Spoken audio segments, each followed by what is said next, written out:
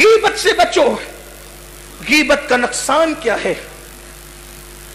اللہ کے رسول علیہ السلام کا فرمان بھی اور قرآن شریف کی آیت بھی ہے. میرے اور آپ کے آقا مصطفیٰ جان رحمت صلی اللہ علیہ وآلہ وسلم نے واضح طور پر دکھایا.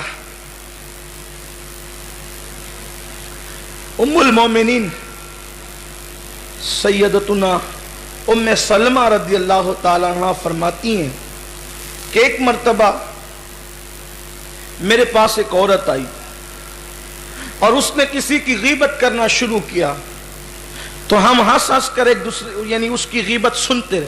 وہ ام المومنین غیبت کر نہیں رہی تھی لیکن کوئی عورت غیبت کر رہی تھی تو سن رہی تھی اور اس پہ ہنس رہی تھی.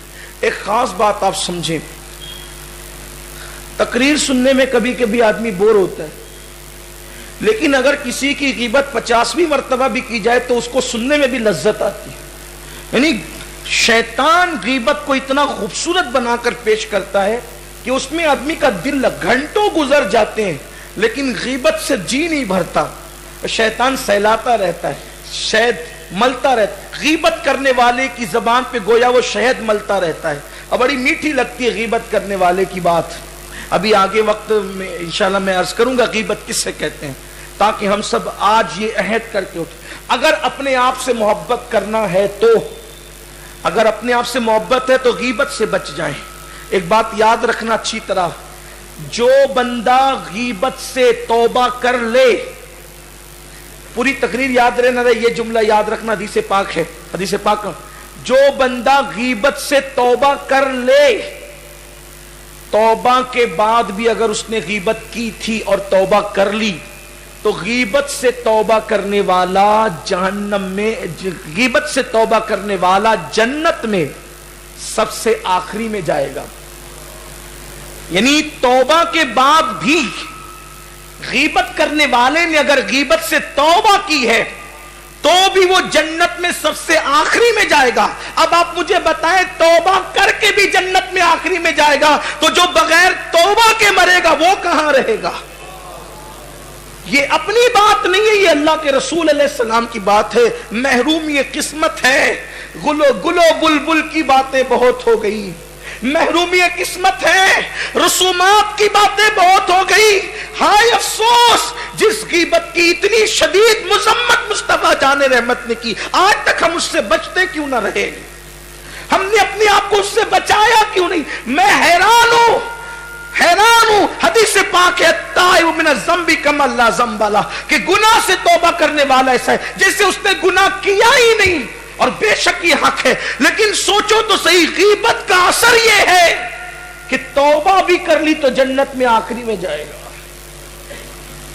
سوچے ذرا, اپنے حال پہ رحم کریں. کل تک کے مشہور تھا کہ عورتیں غیبت کرتی ہیں, اب تو مرد بھی غیبت میں مبتلا ہیں.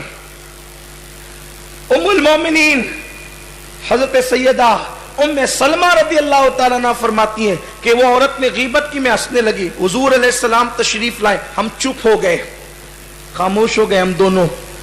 اللہ کے رسول علیہ السلام نے فرمایا دونوں الٹی کرو, تم نے گوشت کھایا الٹی کرو. ام المومنین کہتے ہیں میرے ماں باپ آپ پہ قربان یا رسول اللہ, ہم نے گوشت تو کھایا ہی نہیں. سرکار فرماتے الٹی کرو.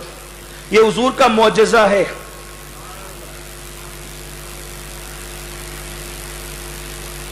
بڑے کے گوشت سے پرہیز کرنے والوں, غیبت کر کے اپنے مردار بھائی کے گوشت کو کیوں کھاتے ہو؟ بڑا تقوی جھاڑتے ہم, یہاں کا نہیں کھاتے وہاں کا نہیں کھاتے. ذرا اپنے مردار بھائی کا گوشت کھانے سے بھی بچو. یہ قرآن کہہ رہا ہے, سورہ حجرات کی آیت کہہ رہی ہے غیبت سے بچو. اللہ کے رسول علیہ السلام نے دکھایا, فرمایا کہ تم نے گوشت کھایا ہے. وہ کہتی ام المومنین حضور میرے ماں باپ آپ پہ قربان, میں نے گوشت, ہم نے گوشت, حضور نے کہا الٹی کر. اور ام المومنین کہتی ہے جب ہم نے الٹی کی, ام المومنین فرماتی ہے جب ہم نے الٹی کی تو الٹی کے اندر गोश्त के लोथड़े निकले। हम हैरान रह गए। अल्लाह के रसूल अलैहिस्सलाम की मुकद्दस ज़ौजा फरमाती, हम हैरान रह गए जब हमने उल्टी की तो कै में बहुत सा गोश्त निकला। मैंने अर्ज की, या रसूल अल्लाह, हमने गोश्त तो खाया नहीं, ये गोश्त निकला कहां से? तो अल्लाह के हबीब सल्लल्लाहु अलैहि वसल्लम फरमाते, जिसने किसी मोमिन की गीबत की, गोया उसने अपने मरे हुए भाई का गोश्त खाया, अपने मरे हुए भाई का गोश्त खाया। और वो जो तुम देख रहे हो, यानी हुजूर अलैहिस्सलाम का अगर आज जाहिरी जमाना होता तो हमें हुजूर हमसे भी उल्टियां करवाते। एक मर्तबा सहाबे किराम फरमाते हैं कि महफिल सजी हुई थी, अचानक एकदम सड़ी हुई बदबू उठी, कोई बर्दाश्त नहीं कर सका। तो अल्लाह के रसूल अलैहि सल्लम ने फरमाया, ये बदबू कहां से आ रही पता है तुम्हें? फरमाया, किसी ने गीबत की है, उसकी बदबू है। आज ये बदबू क्यों नहीं आती? दरअसल बात यह है कि जैसे सलाटर हाउस के पास रहने वाले बदबू के आदी हो जाते हैं, उनको बदबू नहीं आती क्योंकि उनकी नाक में बदबू भर गई है ना, तो अब उनके नाक के कीड़े मर गए बदबू की वजह से, बदबू बदबू बदबू में रहकर, तो अब उनके नाक के कीड़े मर गए, इसलिए उनको बदबू नहीं आती। इसी तरह से गीबत की बदबू बदबू बदबू इतनी मुसल्लत है कि हमारे नाक के कीड़े मर गए, अब वो बदबू हमें नहीं आती। उस माशरे में कभी कभी गीबत होती थी तो सुनाई देती थी, अब तो हमेशा ही गीबत हो रही है।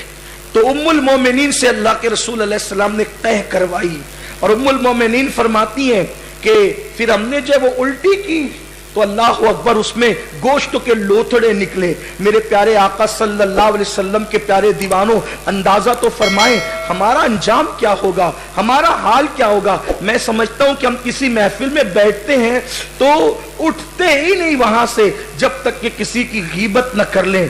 अल्लाह के हबीब मुस्तफ़ा जान रहमत सल्लल्लाहु अलैहि वसल्लम इरशाद फरमाते हैं, आका करीम सल्लल्लाहु अलैहि वसल्लम इरशाद फरमाते हैं, हजरत अब्दुल्लाह इब्न अब्बास इसके रावी हैं कि मेराज की रात आका फरमाते हैं कि मैंने जहन्नम में देखा कि कुछ लोग मुर्दार खा रहे हैं।